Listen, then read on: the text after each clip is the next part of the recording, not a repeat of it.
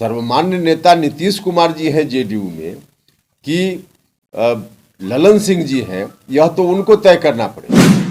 लेकिन यह पार्टी आज बर्बाद हो रही है, इस बात का तो दुख जरूर है। नीतीश जी को खून की जरूरत हो तो उपेंद्र कुशवाहा पहले जाकर खून देने का काम। जनता दल यूनाइटेड तो शून्य है, शून्य को तोड़िएगा क्या उसमें से निकल।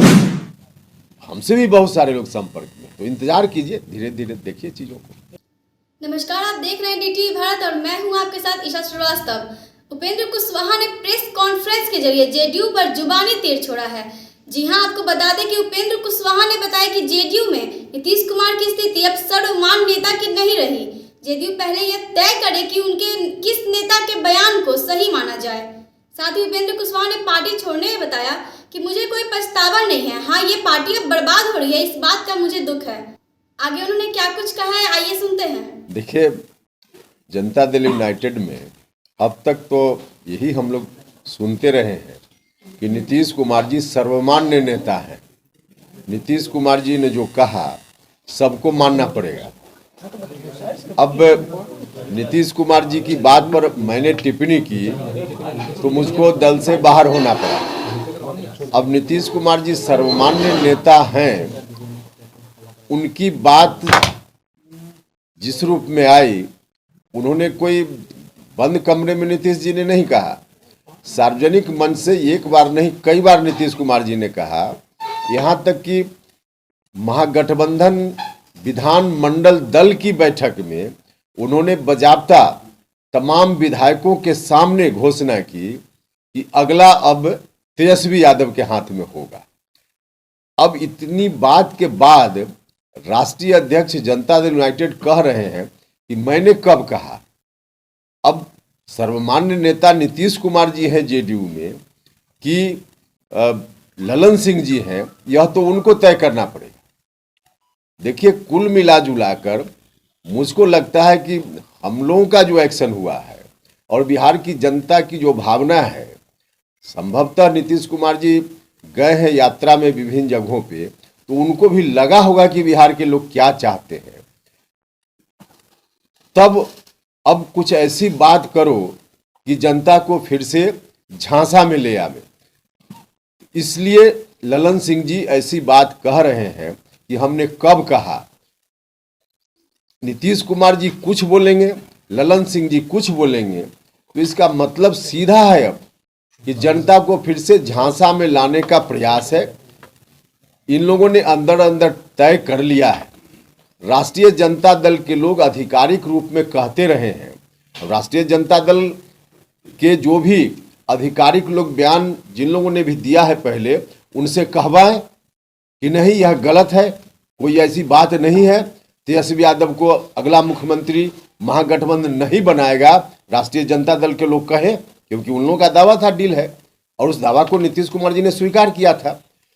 कुल मिलाजुलाकर बिहार की जनता को लोग झांसा में रखना चाहते हैं, ठगना चाहते हैं। अंदर में तय है, अब बाहर में उपेंद्र कुशवाहा का दबाव बढ़ गया है, इसलिए कुछ ऐसा बोलो कि जनता फिर झांसा में आ जाए। बस इस कारण से ललन सिंह जी बोल रहे हैं, और कोई दूसरा कारण नहीं। किसी त्यागी जी ने कहा कि 2025 के बाद 2030 तक नीतीश कुमार जी नेतृत्व करेंगे बिहार में। अब जनता दल यूनाइटेड में हम लोग भी थे और बाकी जो लोग आज हैं, सब लोग कह रहे हैं कि हम दिल्ली के लाल किला पर भेजेंगे, और पार्टी के एक बड़े नेता केसी त्यागी जी कह रहे हैं कि 2030-35 तक उनको हम पटना के गांधी मैदान में खड़ा रखेंगे। अब बताइए, वर्कर कह रहा है कि हम दिल्ली के लाल किला पर भेजेंगे, और पार्टी का बड़ा नेता कह रहा है कि पटना के गांधी मैदान में हम अगला 10 साल तक उनको खड़ा रखेंगे। अब क्या हो रहा है देखिए ना, यही तो। आपको क्या लगता है नीतीश कुमार छोड़ेंगे 25 के बाद? देखिए, छोड़ेंगे और पकड़ेंगे जैसा मामला अब नीतीश जी जाने। जनता जो निर्णय करती है वही निर्णय होता है, वो किसी के छोड़ने और पकड़ने से थोड़े होता है। पकड़ के रखना हो अपनी मर्जी से कि हम नहीं छोड़ेंगे, तो आदमी जीवन की अंतिम सांस तक नहीं छोड़ेगा। इसलिए जनता चाहेगी वह होगा ना। क्या आप यात्रा पर निकलेंगे? हाँ, यात्रा पर निकलने का कार्यक्रम बन रहा है पूरे बिहार में। हम जिस तरह से कोई नया काम आदमी घर में शुरू करता है, और सबसे पहले अपने कुल देवता की पूजा करता है, तो उसी तरह से हम समाजवादियों के कुल देवता जो महापुरुष हैं देश भर में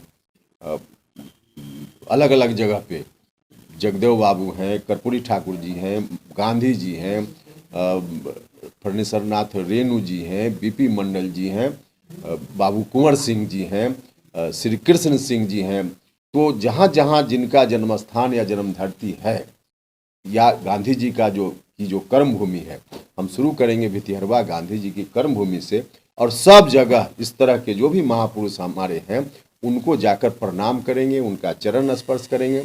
तो इस तरह की यात्रा का एक कार्यक्रम बन रहा है। बिहार या बिहार से बाहर भी जाएंगे? नहीं, बिहार की बात है अभी। यात्रा की शुरुआत बाकी पूरी तारीख जब बन जाती है, किस दिन कहाँ, तब डिटेल आपको यात्रा का नाम भी? हाँ, यात्रा का नाम भी होगा, आपको बताएंगे, लेकिन हमको लगता है कि नाम तय नहीं हुआ। इस महीने के अंत तक ही शुरू होना चाहिए। एग्जैक्ट तारीख आपको बताएंगे, कार्यक्रम का विवरण पूरा तैयार हो रहा है तो आजकल में बताएंगे, लेकिन इस महीने में ही शुरुआत होगी ऐसा लगता है। फूट हो या फूट हो, जनता दल यूनाइटेड तो शून्य है, शून्य को तोड़िएगा क्या उसमें से निकलना है। अब खाली घर है, उसको तोड़िएगा क्या वहां से निकलना है। अब कोई टूट फूट का मामला नहीं है ही नहीं, वहां खाली घर है एकदम, तो उसमें टूट का क्या मतलब। अब कोई आदमी, अब देख रहे हैं ना, अब नीतीश कुमार जी के बोलने के बाद भी कोई व्यक्ति कह रहा है कि हम जो कह रहे हैं वह सही है। तो अब सर्वमान्य नेता कल तक जो बोल रहे थे लोग, अब उसी पर प्रश्न चिन्ह लगा रहे हैं, तो जनता दल यूनाइटेड क्या बचता है? अब कुछ है ही नहीं वहां। देखिए, हमने तो बार बार कहा है, जनता दल यूनाइटेड में अपवाद कोई कोई हो सकता है, या निजी स्वार्थ में कोई नीतीश कुमार जी के उस निर्णय का समर्थक हो सकता है।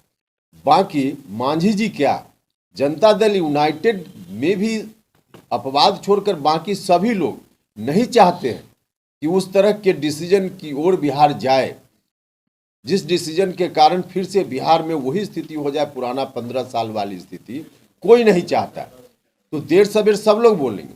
मांझी जी ने कहा है तो कोई आश्चर्य की बात नहीं है, धीरे धीरे सारे लोग वही बात बोलेंगे। जिस रास्ते पे अब हम चल रहे हैं, सभी लोग उसी रास्ते पे आएंगे, क्योंकि जनता का दबाव लोग नहीं झेल पाएंगे। जनता कहीं से नहीं चाहती है कि फिर से उसी राज्य में हम वापिस हों, इसलिए मांझी जी या बाकी लोग भी बोलेंगे। करने का अब की परिस्थिति जो है उसमें कोई दुख नहीं है, लेकिन हाँ इतना जरूर है कि मन में थोड़ी सी पीड़ा तो होती है। जिस पार्टी को इतना संघर्ष करके बिहार के लोगों ने ताकत दी, बनाया, न जाने कितने लोगों की जान गई, कितने कार्यकर्ताओं ने यातना सही, तब जाकर यह पार्टी बनी। लेकिन यह पार्टी आज बर्बाद हो रही है, इस बात का तो दुख जरूर है।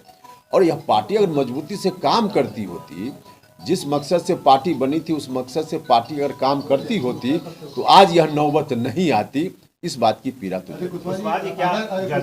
परिस्थितियां कभी बदलती हैं, नीतीश कुमार कोई बड़ा फैसला लेते हैं, भविष्य में कोई परिस्थितियां बदलती है, तो क्या उपेंद्र कुशवाहा नीतीश कुमार के साथ? नहीं, देखिए, राजनीतिक रूप से जिस रूप में मर्जर मेरा हुआ था, अब तो भविष्य में कभी भी नीतीश कुमार जी को जो उनके साथ वाले लोग हैं उस लायक रहने ही नहीं दिए, तो अब सवाल ही नहीं उठता है कि कोई उस रूप में नीतीश कुमार जी के हम साथ जाएं, हो ही नहीं सकता।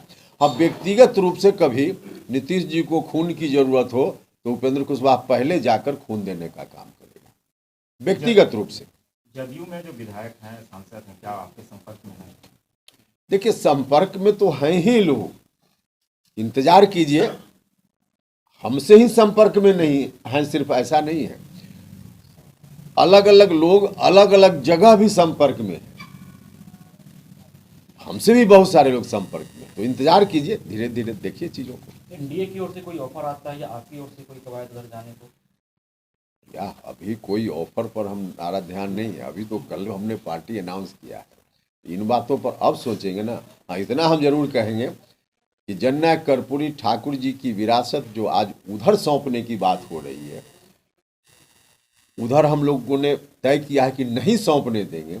इस मकसद को पूरा करने की दृष्टि से हमको कहीं भी राजनीतिक रूप से दोस्ती करनी पड़ेगी तो इस बड़ा मकसद को ध्यान में रख करके हम कहीं भी दोस्ती कर सकते हैं। क्या आरसीपी सिंह से भी बातचीत हो रही है? नहीं, बातचीत हमारी आरसीपी बाबू से हमारी बातचीत हमको लगता है कि जब हम पार्टी में आए थे उसके महीना 2 महीना तक बात हुई, मंत्री बने तब तक एक आध बार बात हुई, उसके बाद मेरी आज तक कोई बातचीत नहीं। अच्छा, यूनिफॉर्म सिविल कोड की बहुत चर्चा है, अगर यूनिफॉर्म सिविल कोड लागू किया जाता तो क्या आप उसका समर्थन करेंगे? देखिए, यूनिफॉर्म सिविल कोड, हिंदुस्तान इतना बड़ा देश है, अलग अलग तरह के लोग हैं, अलग अलग तरह की बोली है, अलग अलग तरह का वेशभूषा है, यहाँ तक कि खान पान भी अलग है। राजमा चावल कश्मीर से हम शुरू करते हैं, लिट्टी चोखा बिहार होते हुए मछली भात पश्चिम बंगाल तक हम पहुँच जाते हैं, मसाल डोसा लीजिए तो आंध्रा हम कन्याकुमारी तक पहुँच जाते हैं। इस देश में उस तरह का कहाँ हो सकता है। लेकिन हाँ, संविधान निर्माताओं ने अपेक्षा की थी कि धीरे धीरे लोग खुद ही उस रूप में अगर मन बना ले, लोगों का काम है, सरकार का काम यह नहीं। हम माहौल बने उस रूप में, देश के लोग कभी उस रूप में तैयार हो जाएं तो ठीक है, वरना जबरदस्ती किसी पर थोप कर यह काम नहीं हो सकता। हो अच्छा है, लेकिन जबरदस्ती थोप कर नहीं हो, लोग स्वतः धीरे धीरे अगर उस ओर जाएं तो मुझको क्या इतराज है। देखिए, अभी तक जो स्थिति है, मुझको लगता है कि विपक्ष जिस रूप में है, अलग अलग प्रधानमंत्री के दर्जन भर से ज़्यादा उम्मीदवार है, कांग्रेस सबसे बड़ी पार्टी है आज विपक्ष की, तो अब इन लोगों का कहाँ कोई तारतम्य में बैठ रहा है, और तारतम्य में नहीं बैठ रहा है तो उस परिस्थिति में कोई चुनौती नहीं है। अभी नरेंद्र मोदी जी के नेतृत्व के सामने कोई चुनौती फिलहाल 2024 तक तो मुझको व्यक्तिगत रूप से नहीं दिख रही। तो सुना आपने कैसे उपेंद्र कुशवाहा ने बताया कि जदयू में बचा ही क्या है टूटने के लिए, वह एक खाली मकान है, वह क्या ही टूटेगा। आगे ऐसे ही तमाम खबरों के लिए आप बने रहिए हमारे साथ DT भारत पर। नमस्कार।